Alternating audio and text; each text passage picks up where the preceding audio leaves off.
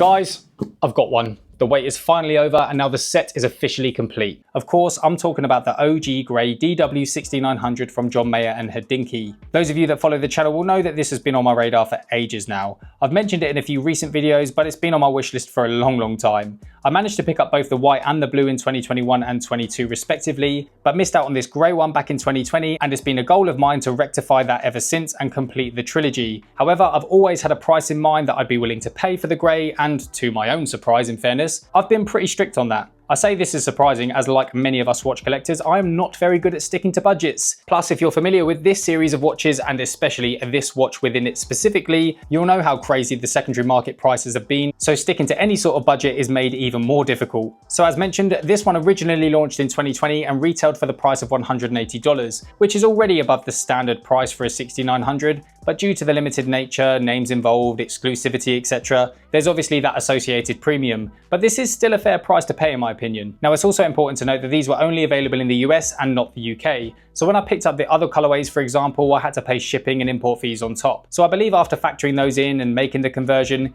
these cost me around 200 English pounds each all in. So I thought to myself, what would I be willing to pay for the grey when the time finally arrived? Obviously I knew I'd have to pay a premium given all the previously mentioned points, plus the fact they'd sold out instantly, so yeah, I felt like a budget of £350, if I could get below that would be a great win. I also wasn't too worried if it was brand new or lightly used. It obviously needed to be in good condition, but I figured I'm going to wear it anyway, so I wasn't too precious on that. Anyway, regardless of condition, the secondary market effectively just laughed at my budget and listings were more often than not double or triple that. I bidded on loads, got outbid on a load more, but I'm no quitter people, especially when it comes to my pursuit of watches. So the search continued, eagerly waiting for the day I might finally catch one. And as you can see, that day finally came, people, and here it is, under budget too. But before I reveal how much I paid, let's have a quick chat about specs. I feel like I run through these same features every single video, but we're doing it again. So the DW6900 includes all of your standard G-Shock functions, including the likes of a stopwatch, alarm, calendar, countdown timer, and most importantly on this one, in my opinion, an electroluminescent backlight. As this one was obviously released before the recent switch to LEDs. And man, just look how good that is.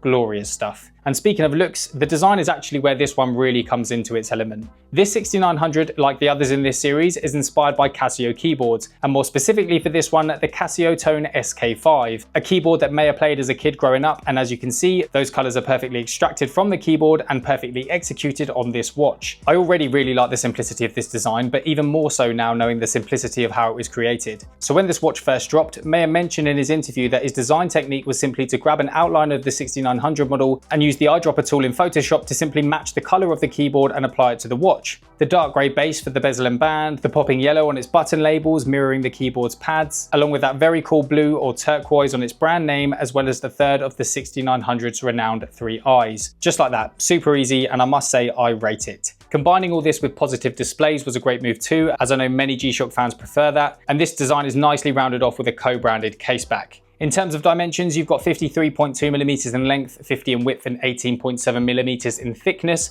and the weight of this is approximately 72 grams. As mentioned, I'm very familiar with these. They're incredibly comfortable despite their chunky appearance and just overall great watches. So go on then, Andrew, how much did you pay? Well, as you can probably see, this is ever so slightly used but looked after very well by a fellow collector, and I managed to pick this one up for £300 on the nose. I just got lucky with an auction finishing at a random time and swooped in at the right time, I suppose. But yeah, what a lovely watch, man. I'm gonna say it, I can't go a day without saying it. The 6900 is my favorite watch of all time, but they really are timeless, aren't they? And similarly, the Casio keyboard gives off that same nostalgic vibe for me. And this is obviously one that I've been wanting for a while, so I'm very pleased to finally own it. I don't even have a big love for John Mayer's music, to be honest. I know like 1 or 2 songs fairly well. It's actually his watches I'm more interested in, like many of us enthusiasts, I imagine. His collection is absolutely insane, and he's become a well-known figure in this space too. And absolutely smashed it with these collabs in my opinion. Insanely good colorways with some proper meaning behind them as well. I love it when a collab's a proper crossover between two parties, and this trilogy takes that to another level. So what's my favourite of the 3? Probably still the blue. Just. Each are very versatile colorways, but that baby or powder blue, whatever you want to call it, is just beautiful. But yeah, absolutely buzzing to now have all three and the opportunity to switch them up as I please. But yeah, let me know which one's your favorite from this trilogy and if you have one yourself. And this also feels like a good time to share an updated full collection video with you. So stay tuned as that one is coming right up too. So yeah, if you're new here, make sure you hit that subscribe button and hit the notification bell so you don't miss out on that one. With all that, thanks a lot for watching again, guys. Loads more on the way. Drop a like if you enjoyed it and all that good stuff. And I'll see you in the next one. Take care.